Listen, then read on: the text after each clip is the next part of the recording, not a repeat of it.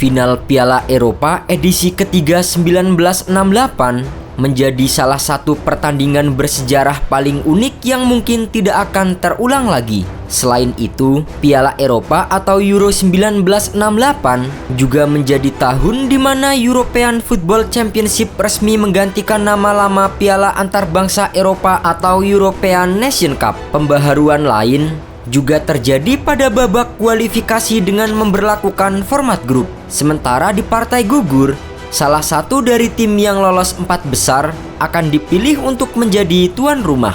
Ketika itu, timnas Italia yang lolos ke-4 besar bersama dengan Inggris, Yugoslavia, dan Uni Soviet ditunjuk sebagai tuan rumah untuk semifinal dan final Euro edisi 1968. Stadion San Paolo Napoli dan Comunale Firenze dipilih sebagai venue pertandingan semifinal. Sementara partai pamungkas akan digelar di Stadion Olimpico Kota Roma.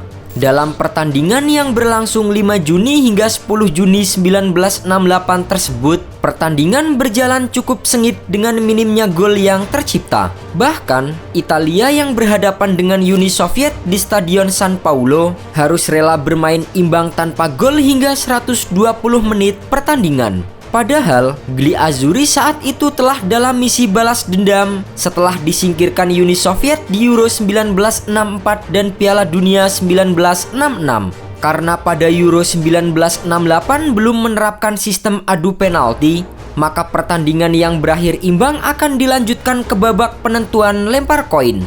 Beruntung bagi tuan rumah Italia, kapten mereka Giacinto Facchetti berhasil memilih sisi koin yang tepat dan membawa Gli Azzurri melaju ke partai final. Sementara bagi Uni Soviet, itu merupakan kekalahan yang sangat menyakitkan karena hanya ditentukan oleh sebuah koin. Di pertandingan semifinal lainnya, langkah Inggris secara dramatis harus terhenti setelah dikalahkan Yugoslavia dengan skor tipis 1-0.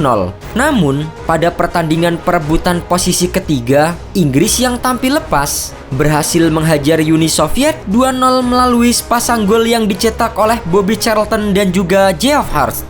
Bertanding di final Olimpico Roma, Yugoslavia secara mengejutkan mampu unggul lebih dahulu lewat gol dari Dragan Zajic pada menit ke-39. Yugoslavia bahkan beberapa kali memiliki kesempatan untuk menggandakan keunggulan lewat Vahidin Musemic dan Jovan Akimivic. Keunggulan Yugoslavia yang bertahan hingga penghujung babak kedua sempat membuat para pendukung tuan rumah berharap cemas. Namun akhirnya harapan mereka pun terwujud. Pada menit ke-90, secara dramatis Domeghini tampil sebagai pahlawan Italia dengan mencetak gol penyeimbang dan memaksa skor berakhir 1-1 di waktu normal. Berlanjut ke babak tambahan, kedua tim justru tidak mampu menciptakan gol hingga peluit panjang dibunyikan.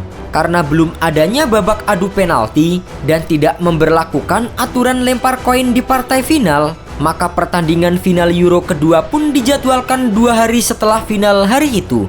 Sayangnya, pertandingan ulang final Euro 1968 berdampak besar pada antusias penonton yang hadir di stadion. Jika pada final pertama dipadati oleh lebih dari 68.000 penonton, pada final kedua Stadion Olimpico hanya diisi tidak lebih dari setengah kapasitas stadion. Di pertandingan final kedua, pelatih Italia Fruccio Falcareggi memasukkan Luigi Riva sebagai pemain pengganti. Hal itu terbukti berhasil karena ia mampu mencetak gol pembuka bagi Gli Azzurri melalui tendangan datar yang gagal dihalau oleh Ilija Pantelic. 30 menit sebelum pertandingan final berakhir, giliran Pietro Anastasi yang menggandakan keunggulan Gli Azzurri menjadi 2-0 dan bertahan hingga laga berakhir.